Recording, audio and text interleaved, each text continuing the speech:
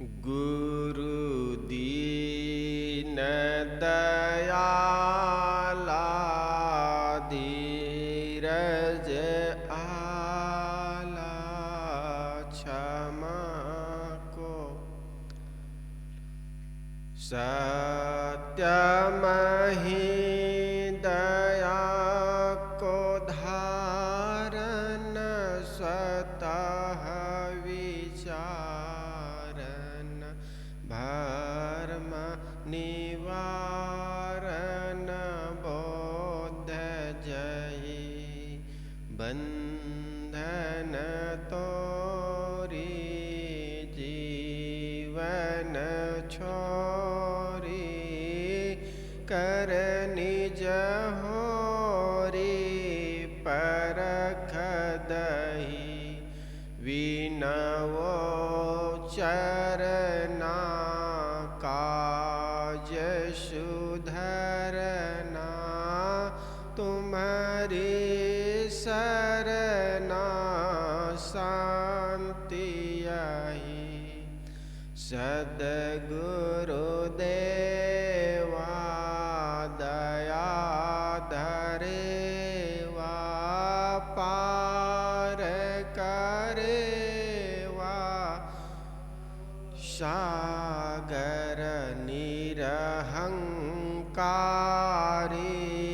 जग से पारी बोध रूपा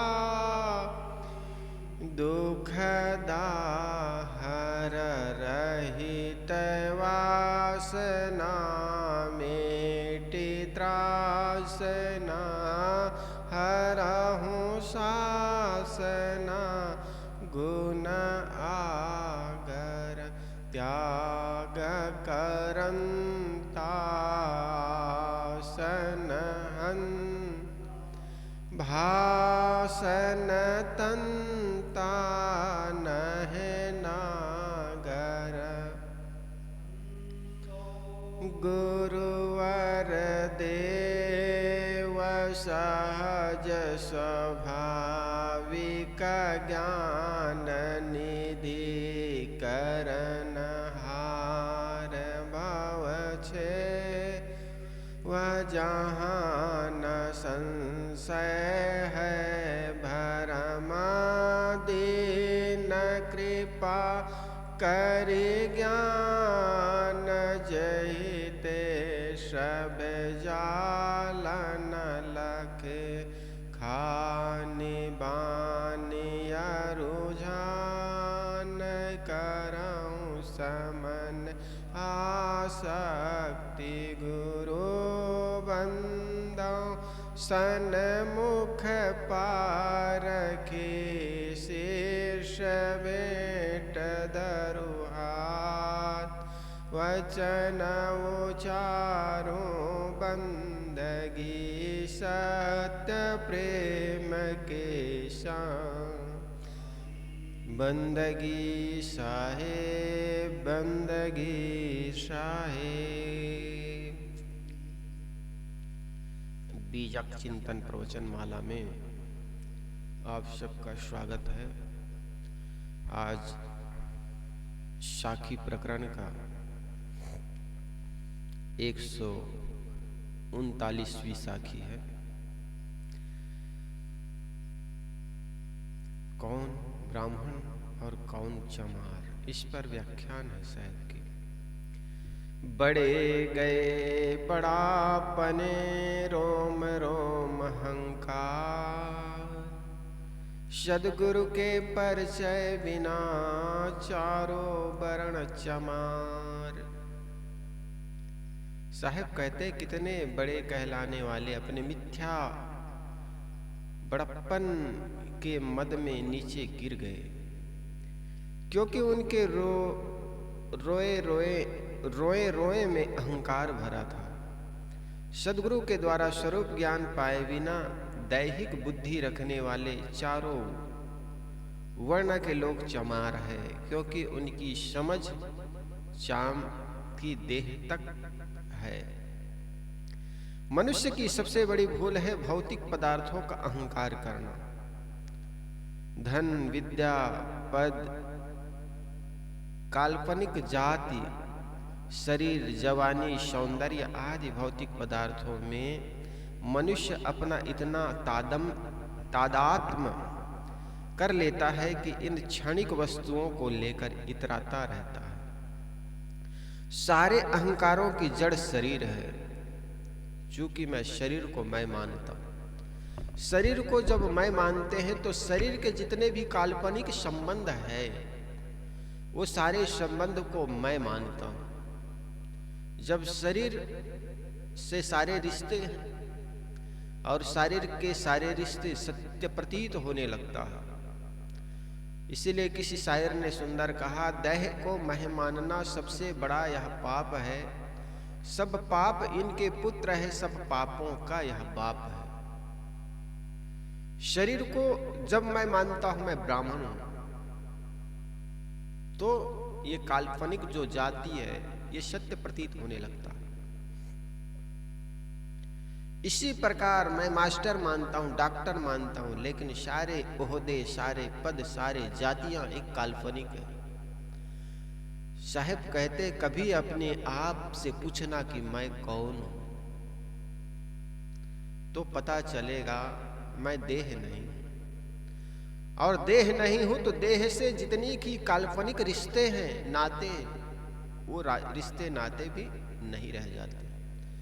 क्योंकि जितने भी नाते रिश्ते हैं मनः स्मृति जब तक है तब तक जातियां हैं, रिश्ते। स्मृतियां खो जाती है जब रात्रि में जो सोते हो, अपनी स्मृति जब नहीं रहती तब कौन होते हो। जरा ख्याल कीजिए, अपने आप से पूछे मैं कौन हूं। राजा जनक और अष्टवक्र की कहानी इसी पर आधारित है कि राजन तू दृष्टा सत्य है, ये दिखने वाला दृश्यों को सबको तुम देखता है, इसलिए तू सत्य है। इसलिए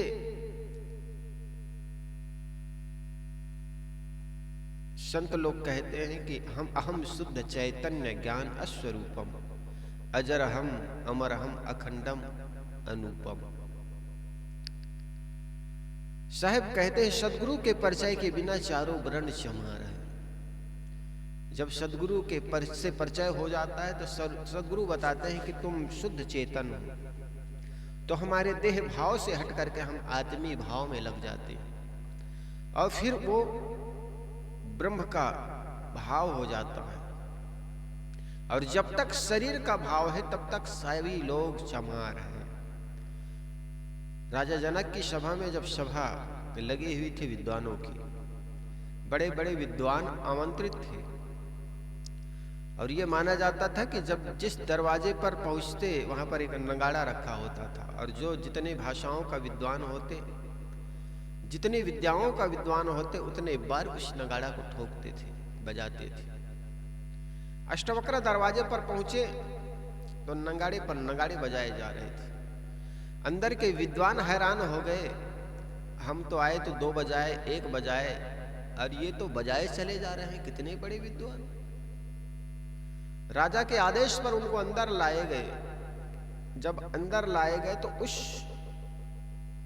अष्टवक्र ऋषि को देख करके सभी हठास के हंसने लग गए, खूब हंसने लगे, खूब हंसने लगे। और सबको हंसते देख करके अष्टवक्र भी अपने को रोक नहीं पाए, वो भी खूब हंसने लगे। राजा जनक एकाएक हंसना बंद करके पूछने लगा, ऋषिवर ब्राह्मण आप हंस क्यों रहे हो? तब अष्टवक्र ने कहा, राजन हंसने का कारण तो मैं बता दूंगा, लेकिन पहले आप लोगों ने हंसे। पहले इन विद्वानों को पूछो कि ये लोग क्यों हंसे, पहले आप लोग हंसे हैं।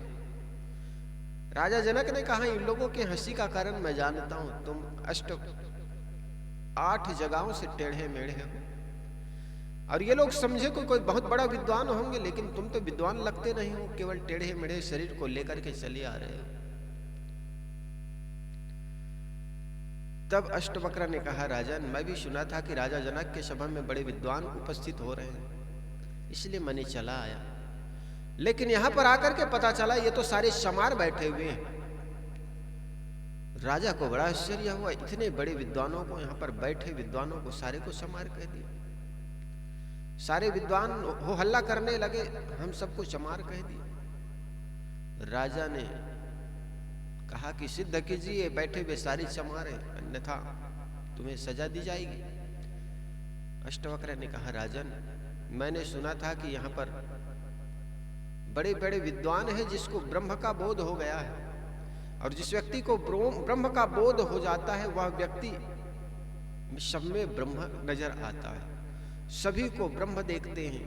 मुझ में राम, तुझ में राम, सब में राम समाया। जो व्यक्ति राम को देखेगा उसको चाम क्या दिखाई पड़ेगा, और जिसको ये चाम दिखाई पड़ रही उसको राम क्या दिखाई पड़ेगा। वो ब्रह्म में निवास क्या कर पाएगा, ब्रह्म को क्या समझ पाएगा। इसलिए मुझे हंसी आ गई। यहाँ पर मेरी विद्वता को नहीं, मेरे अंदर छुपे ब्रह्म को नहीं, बल्कि मेरे शरीर के चाम को देख रहे हैं। और जिस आदमी को चाम नजर आ रही हो उसको राम क्या नजर आएंगे। ये बात सुनकर के सारे सभा में बड़ा स्तब्ध हो गए, मौन हो गए। ऐसे जनक की सभा में अष्टवक्र महाराज ने अपने ज्ञान की जब पोथियां खोल दी, ज्ञान की स्मृतियां खोल दी, सारे विद्वान मौन हो गए, स्तब्ध रह गए। हकीकत बात है, जिस व्यक्ति को चाम का ज्ञान हो वो चमार होता है। जिस व्यक्ति को जड़ी बूटी का ज्ञान होता है उसको डॉक्टर कहते हैं, और जिस व्यक्ति को कपड़े का ज्ञान हो उस व्यक्ति को कहा जाता है ये कपड़े का जानकार है। इसीलिए जिसको चाम का ज्ञान हो केवल उसको चमार कहा जाता है। तो मैंने देखा राजन, यहाँ पर सारे चमार बैठे हुए। इस बात को देख करके, इस बात को समझ करके मुझे हंसी आ गई। तो साहब वही कहते हैं, बड़ा गए बड़ा बने। मनुष्य का सबसे बड़ा भूल है कि भौतिक पदार्थों का अहंकार करना। धन, विद्या, पद, काल्पनिक जाति, शरीर, जवानी, सौंदर्य आदि भौतिक पदार्थों में मनुष्य अपना इतना तादात्म्य कर लेता है कि इस क्षणिक वस्तुओं को लेकर इतराता रहता है। सारे अहंकारों की जड़ शरीर है, और इनके गलते एवं मिनसते देर नहीं लगती। फिर आदमी किस चीज पर मद करता है। शरीर विनसते ही सारे प्राणी पदार्थों में जीव का संबंध कट जाता है। फिर उसका क्या रह जाता है। कुछ ईंट, पत्थर, धातु एवं कागज के टुकड़ों को बटोरकर आदमी अपने आप को धनी मान लेता है। पेट की ज्वाला शांत करने के लिए थोड़ा अन्न, तन ढकने के लिए थोड़ा कपड़ा, 2 टुकड़े कपड़ा तथा सिर ढकने के लिए थोड़ी छत, यही तो जीवन निर्वाह के लिए चाहिए। इससे अधिक धन की क्या घमंड। मूढ़ मानव कुछ लोहा, लक्कड़ एवं कूड़ा कबाड़ बटोरकर अपने आप के लिए धनी होने का घमंड कर लेता है। किसी ने कितना ठीक कहा है, ना नशा दौलत का जिस पर आन चढ़ा, नशा दौलत का जिस पर आन चढ़ा, सर के शैतान पर एक और शैतान चढ़ा। कुछ दिन पहले सहारा कंपनी के मालिक, उनका जब शरीर पूरा हो गया, उनके पास कितने वर्कर्स थे पता था? उनके पास इतना वर्कर्स है जितने रेलवे स्टेशन में जितने कर्मचारी करते हैं ना, उसके बाद दूसरे नंबर पर किन्हीं के पास काम करते थे, तो वो सहारा कंपनी के मालिक के पास।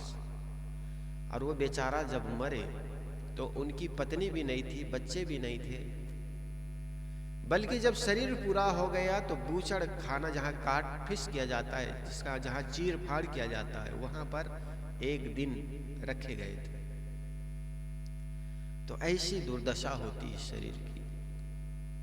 सहारा कंपनी के मालिक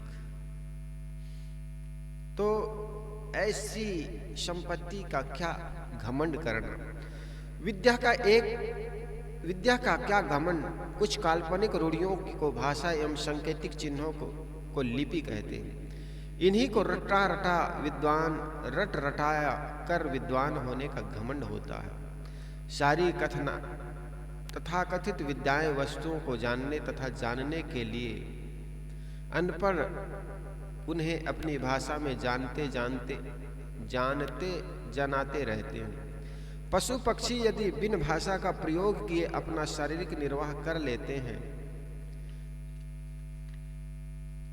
इतना ही नहीं, इसका अर्थ है यह नहीं कि विद्या नहीं पढ़ना चाहिए। अर्थ है कि सारी विद्याओं का फल है अपना और समाज का उनके द्वारा भौतिक आध्यात्मिक कल्याण करना, न कि उनका घमंड करना। घमंड करने से तो विद्या अविद्या बन जाती है। जीवन में किस चीज की घमंड करें? शब्दों के जानकारी बढ़ा गए, बड़ापन, वो जानकारी कुछ ज्यादा कर लिया इसलिए बड़े हो गए।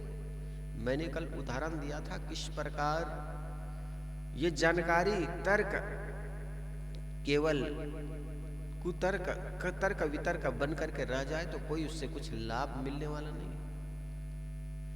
बहुत चिंतन करने से, बहुत सोच समझ कर लेने मात्रा से और किए ना काम तो उससे क्या होगा?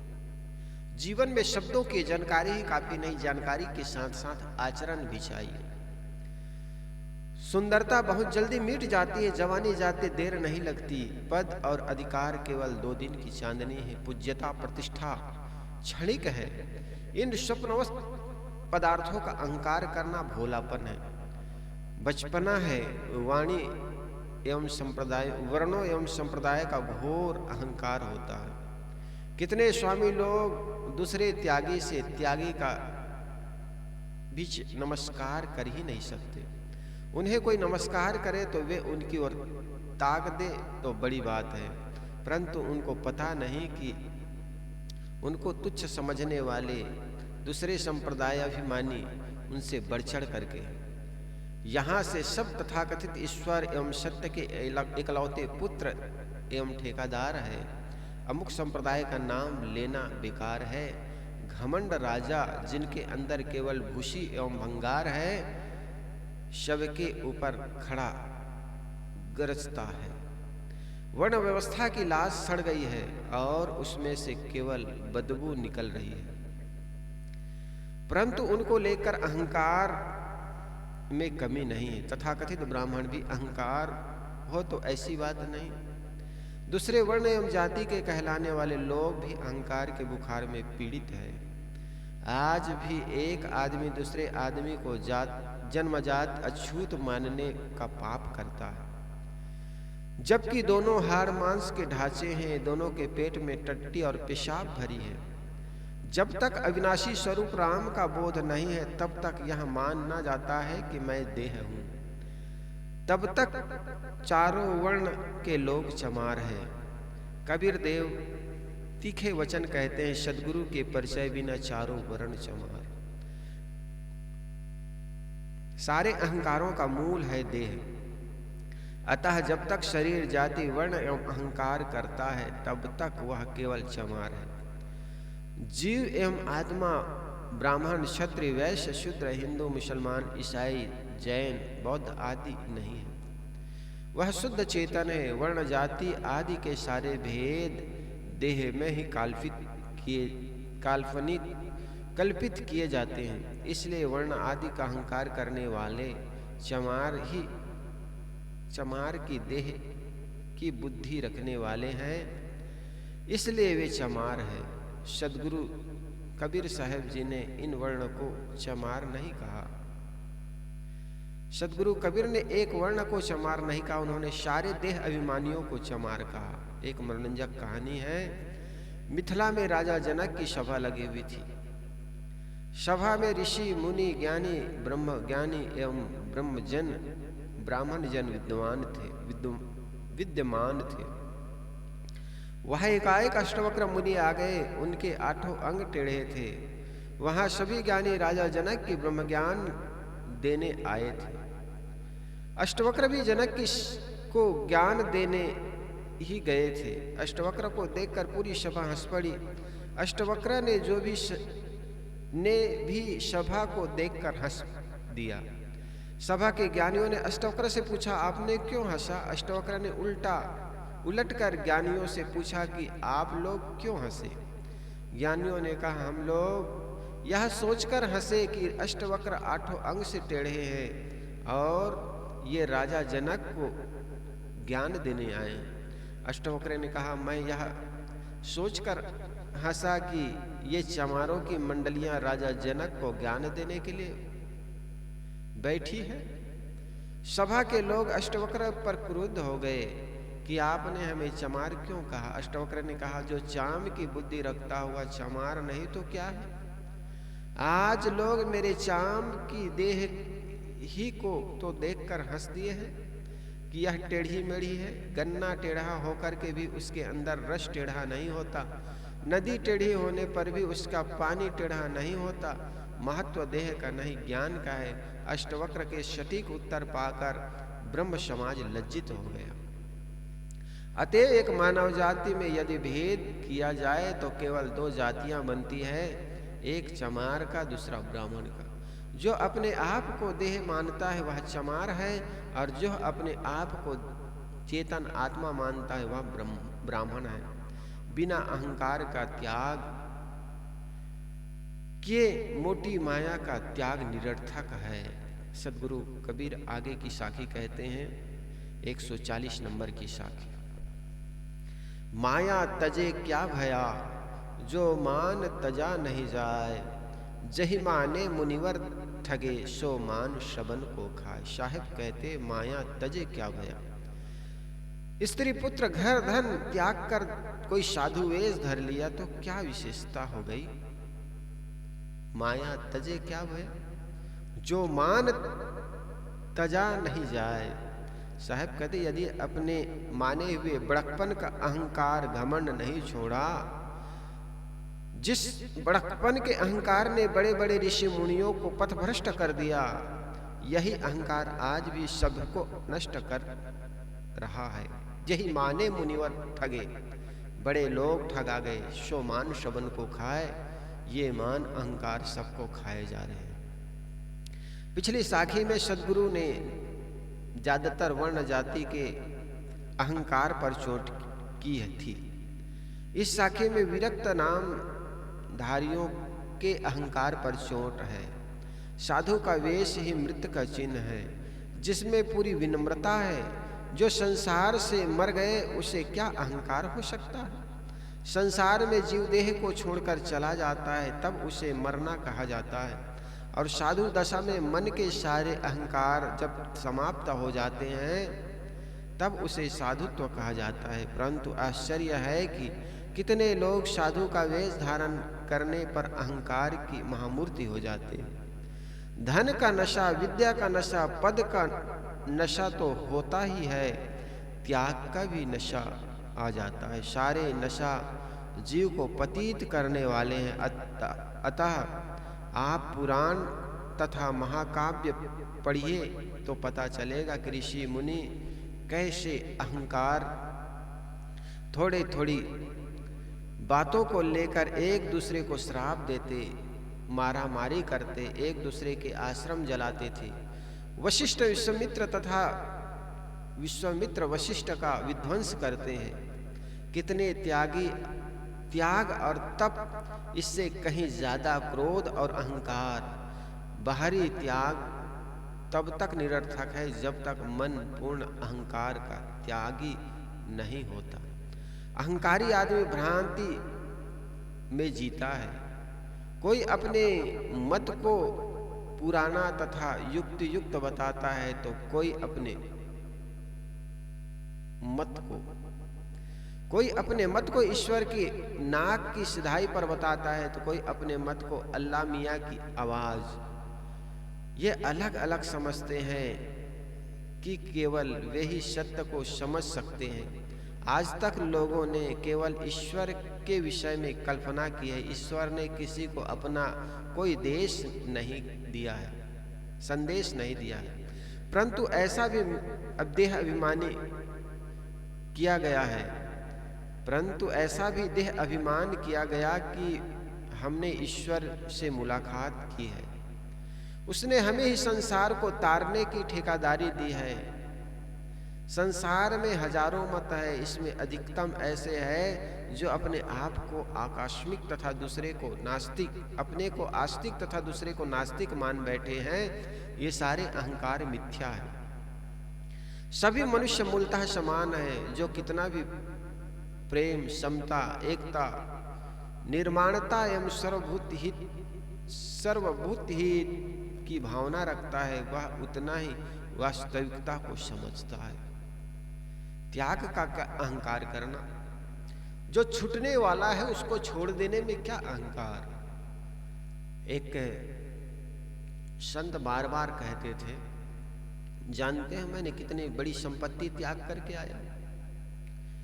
इतनी एकड़ जमीन थी, इतनी संपत्ति, इतने और कुछ, सबको त्याग करके आया, लात मार करके आया। तो दूसरा संत कहते, लात अच्छी लगी नहीं, अन्यथा कब के भूल गए होते। जिस प्रकार मल त्यागने के बाद पुनः देखने से घृणा लगती है, तो उसको बार बार कोई याद करेगा। इसी प्रकार जो चीज हमें दुख देता था उसको हमने त्याग कर दिया। साहब ने कहा, त्याग करन को सबन को बचत न काहू दिखाए। त्याग करना सबको है, बचते कोई नहीं दिखता है, सभी को त्याग करना पड़ता है। चाहे तजो दुख भोग कर, चाहे प्रथम हटाओ, या तो पहले ही दुख भोग करके उसको त्याग करो, या उसके पूर्व, दुख भोगने के पूर्व उसको त्याग दो। इसलिए ज्ञानी लोग उससे दूर से ही त्याग कर देते हैं। और त्याग का क्या अहंकार करना? ये तो सदा छूटने वाला है, और छूटने वाली चीजों को हम पकड़ के रखेंगे तो पकड़ नहीं पाएंगे, और जिसको जो कभी ना छूटे उसको हम त्याग करके भी त्याग नहीं पाएंगे, भूल करके भी भूल नहीं पाएंगे, क्योंकि मैं शुद्ध चेतन आत्मा। हम सदा अपने आप को भूले रहते हैं, और अपने आप को भूल करके भूल नहीं पाएंगे, छोड़ करके छोड़ नहीं पाएंगे, और माया को पकड़ करके भी पकड़ नहीं पाएंगे। इसलिए जो पकड़ने योग्य है उसको पकड़ो, और जो छोड़ने योग्य है उसको छोड़ते चलो। और छोड़ का, त्याग का क्या अहंकार करना?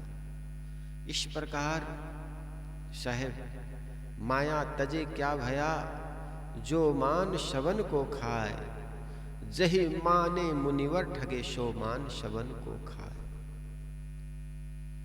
इसलिए त्यागी हुई चीजों का क्या अहंकार करना? आगे साहब कहते, माया के झक जग जरे, कनक कामनी लाग, कहे कबीर कसवाची हो, रुई लपेटी आग। माया के झक जरे, झक कहते हैं शनक, पागलपन। क्या पागलपन? माया के झक जरे। संसार के लोग अर्थ और काम भोग में आसक्त होकर माया रूपी आग की लपेट में जलते हैं। सद्गुरु कहते हैं कि हे मनुष्य, तो उसी प्रकार माया में आसक्त होकर जलने से बच नहीं सकते, जैसे आग में लपेटी हुई रुई नहीं बच सकती। माया के झकझरे कनक कामनी लाग, कहे कबीर कस बाँची हुई रुई लपेटी आग। इस संसार के बीच में संसार के लोग अर्थ और काम भोग में आसक्त होकर माया रूपी आग की लपेट में जलते हैं। सद्गुरु कहते हैं, मनुष्य तू उसी प्रकार माया में आसक्त होकर जलने से बच नहीं सकता, जैसे रुई में लपेटी आग। रुई में अब आग लग गई है, कैसे बचाओ? ये संसार के माइक वस्तु के बीच रहकर अपने को बचाना महा मुश्किल है। सद्गुरु 139वीं साखी में वर्ण अभिमान तथा 140वीं साखी में त्यागियों का अहंकार पर चोट किया। इस साखी में वे मोटी माया को में आसक्त पर चोट करते हैं, आसक्ति पर चोट करते हैं। मोटी माया को व्यंजित करने के लिए हिंदी जगत में कनक कामनी शब्द मानो एक मुहावरा चल पड़ा है। वैसे बृहद हिंदी कोश में कनक के अर्थ है गेहूं का आटा, सोना, धतुरा, पलाश, काली वृक्ष, नाग, केसर और चंपा किए गए हैं। परंतु इस संदर्भ में कनक का स्थूल अर्थ सोना है। इसी प्रकार कामनी के अर्थ कामवेश एवं अनुभव करने वाली स्त्री, कामना युक्त स्त्री, सुंदरी स्त्री आदि मदिरा, दारू, हल्दी तथा बांध किए गए हैं। परंतु इस संदर्भ में कामनी का अर्थ काम वेग का अनुभव करने वाली स्त्री है। कनक का यहाँ शाब्दिक अर्थ केवल सोना माना जाए तो लोग कागज के रुपये विचार कर देखिए कि आज कितने लोग हैं जो सोने में आ सकता है। ज्यादातर लोग कागज के रुपये मकान, जमीन, कपड़े, बर्तन, गहने आदि में आ सकता है। इसलिए यहाँ सोना का शाब्दिक अर्थ नहीं है, किंतु लाक्षणिक अर्थ है कामनी का यहाँ शाब्दिक अर्थ है स्त्री। परंतु आखिरी स्त्री भी तो जीव ही है, इसके लिए भी तो माया ही बंधन है। यदि पुरुष के लिए स्त्री की आसक्ति बंधन है तो स्त्री के लिए पुरुष की आसक्ति बंधन है। अतएव यदि पुरुष के लिए स्त्री माया है तो स्त्री के लिए पुरुष माया है। पुरुष वैराग्य पथ का पथिक अधिक हुआ। पुरुष के मन में स्त्री देह की आसक्ति है, इसलिए जब उनके मन में स्त्री देह के लिए आकर्षण आया तब उसने अपने मन को उससे विरत करने के लिए स्त्री देह के दोष दर्शन किया, उसे माया तथा आग कहा। विरक्त पुरुष ही ज्यादातर लेखक हुए, इसलिए उन्होंने कनक के साथ कामनी शब्द का प्रयोग करके धन और स्त्री से विरक्त होने के लिए कविताएं लिखी। यहाँ स्त्री को गलत मानने का अभिप्राय नहीं है, किंतु काम आसक्त से मुक्त होने का अभिप्राय है। इसलिए कबीर साहब ने कनक कामनी के नाम पर जहां लिया है वहां उन्होंने उसे माया कहा। परंतु जब उन्होंने नर नारी की समानता की बात कही तब उन्होंने कहा कि पुरुष को पुरुषा को नारी, जेते औरत मर्द उपाने सो सब रूप तुम्हारे। इस विचार मंथन में यहाँ कनक कामनी का लक्षणा अर्थ है काम भोग। संसार के स्त्री और पुरुष अर्थ और काम भोग में डूबकर माया की आग में जल रहे हैं। प्राणी पदार्थ माया है, यह कथन सापेक्ष है। वस्तुतः जब इसे प्राणी और पदार्थ में मोह हो जाता है तब वे हमारे लिए माया बन जाते हैं। इसलिए हमारे मन का मोह ही माया है। यदि हमें कहीं मोह न होता,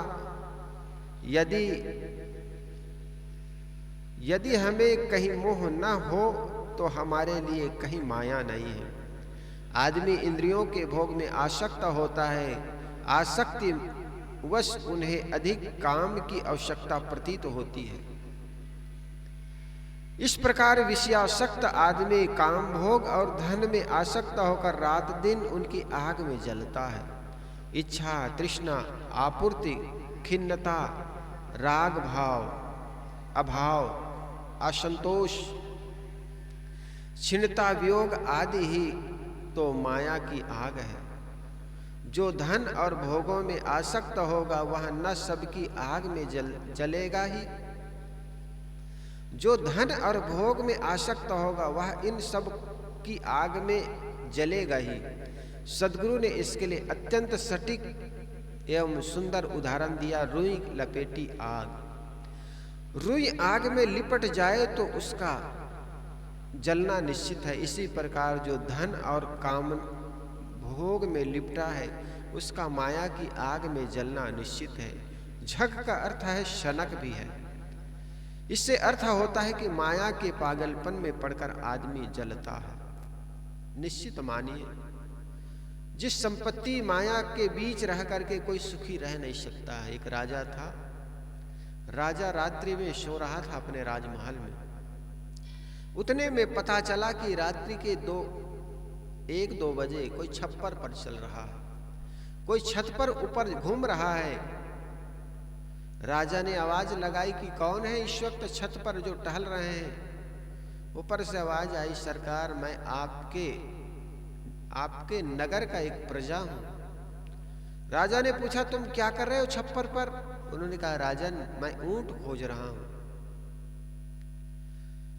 राजा ने कहा, तुम मूर्ख हो, तुम्हारा ऊंट खोया हुआ है तो कहीं जमीन पर मिलेगी, कोई छप्पर पर ऊंट मिलेगा?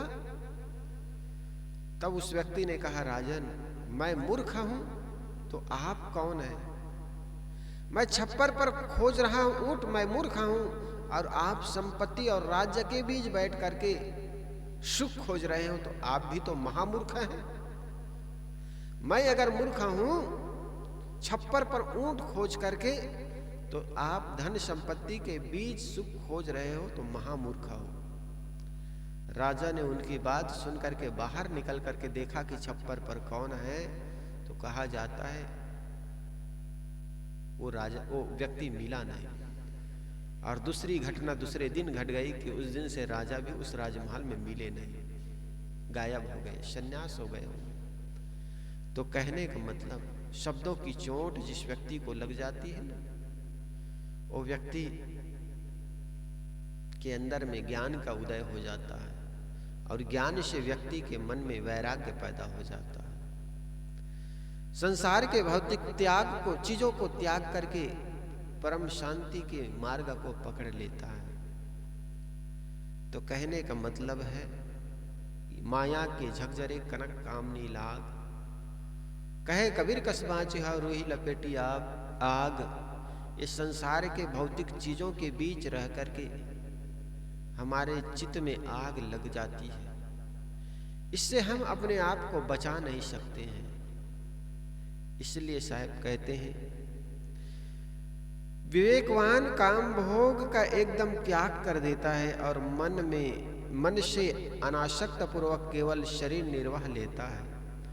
वह कभी नर नारियों को सजाती जीव जानकर सबसे विवेक पूर्वक बर्ताव करता है, और काम क्रोध लोभ मोह आदि को त्याग कर जीते जी मुक्त होकर काल क्षेप करता है। इस प्रकार साहब कहते हैं, कनक कामनी लाग रुई लपेटी आग, कहे कबीर कसह बाँची हो रुई लपेटी आग। माया जग सापनि भई, 142 नंबर के। माया जग सापनि भई, विसले पैठि पताल, सब जग फंदे फंदिया, चले कबीर काछ। संसार में माया भयंकर सर्पणी हो गई है, जो विषय शक्ति रूपी विष को लेकर संसार के हृदय में बैठ गई है।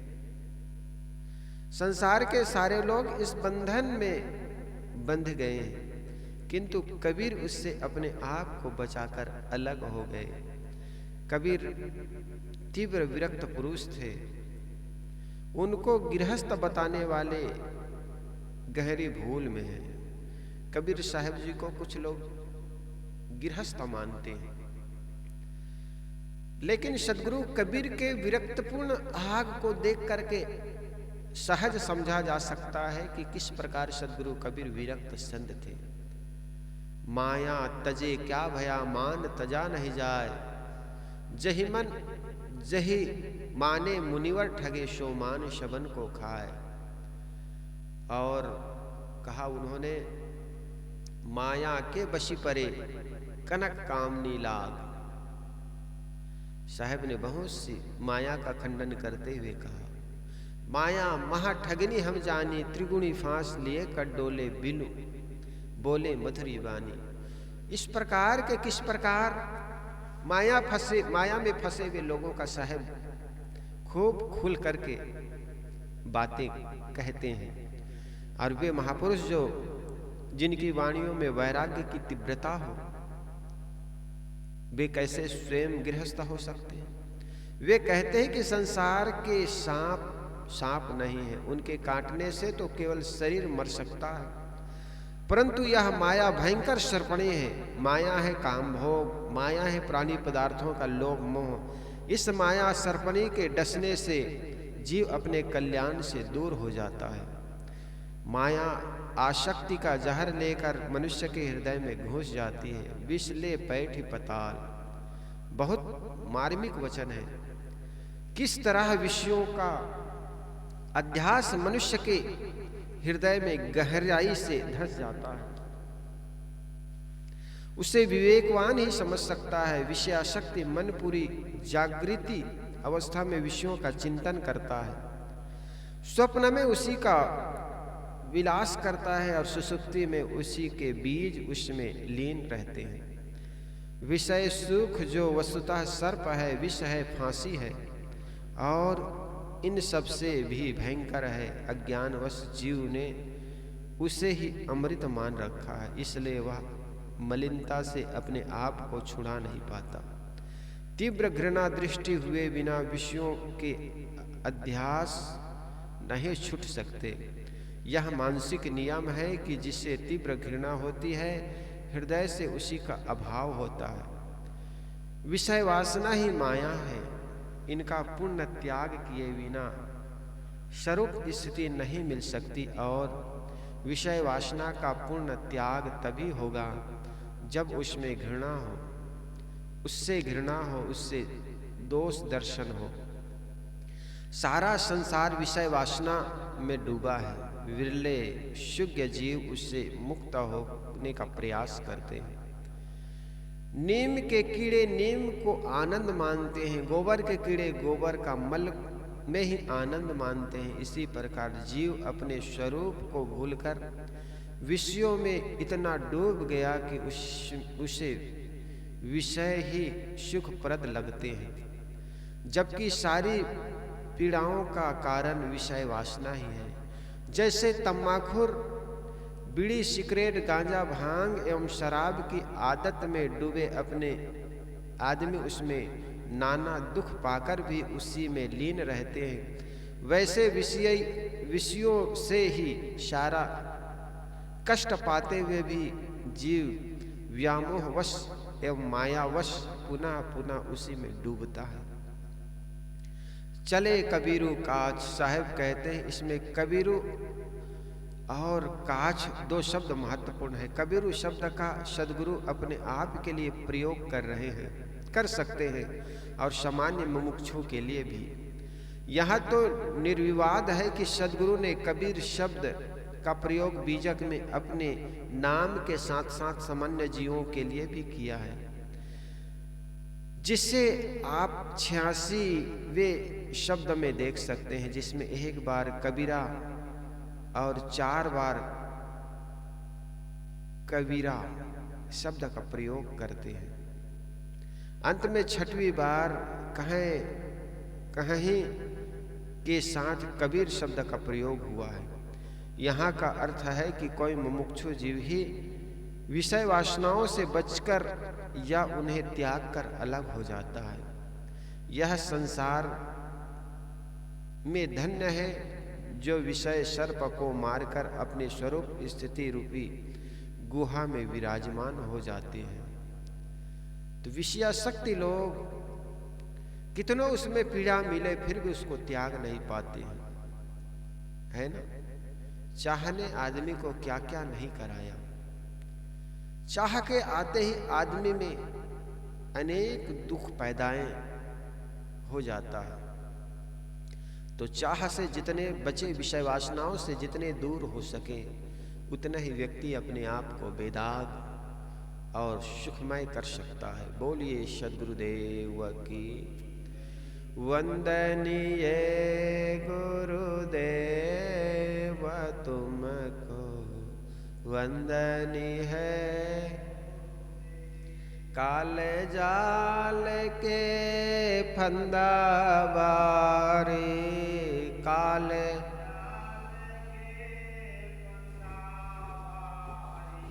परख लखायऊ भेव तुमको वंदनी है गुरुदेव तुमको वंदनी है गुरुदेव। वेद शास्त्र सब खोजत हारे, वेद शास्त्र खोजत हारे, मर्म न जानत के व तुमको वंदनी है। गुरु समान और को दाता, ताकि करिए सेवा तुमको वंदनी है गुरुदेव, वंदनी है गुरुदेव तुमको वंदनी है गुरुदेव। साहिब कबीर अब पद दाता, साहिब कबीर अब पद दाता, पूरन परख समेव तुमको वंदनी है, वंदनी है गुरुदेव तुमको वंदनी है गुरुदेव। आरती हो गुरु आरती हो, आरती करे बनिवाज साहेब, आरती दीन दयाल साहेब आरती हो। यधार विवेक की बाती ज्ञान यधार,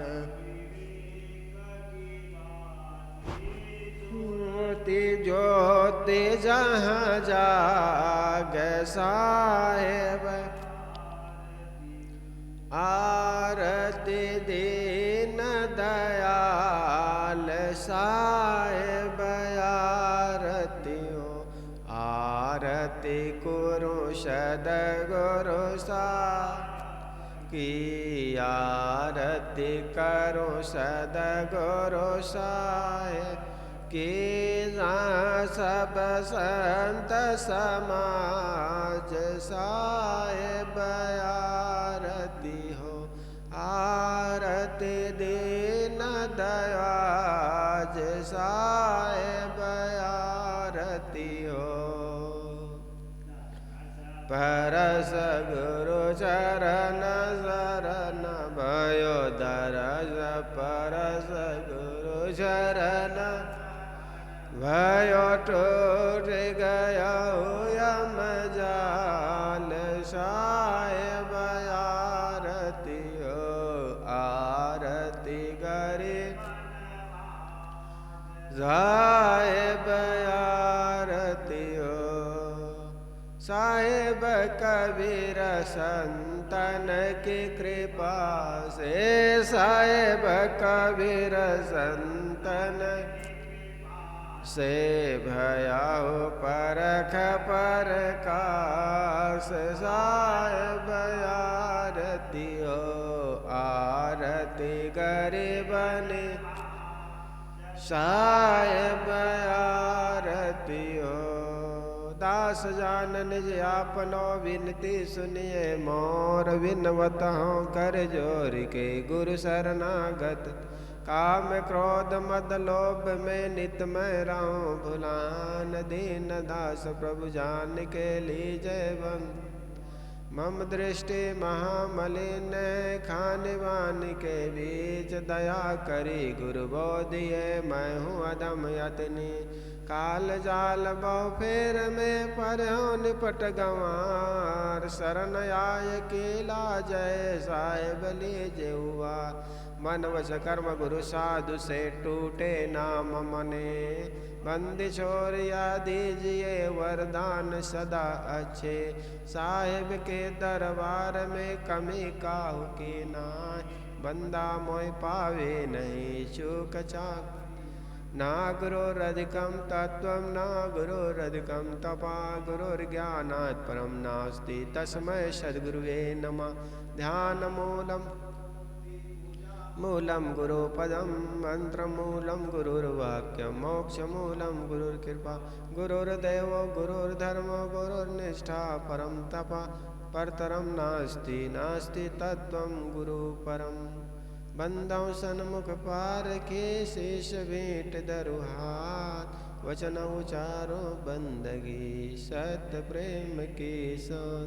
साहेब बंदगी साहेब बंदगी साहेब। भोलिए सद्गुरुदेव की, संत समाज की, भक्त समाज की।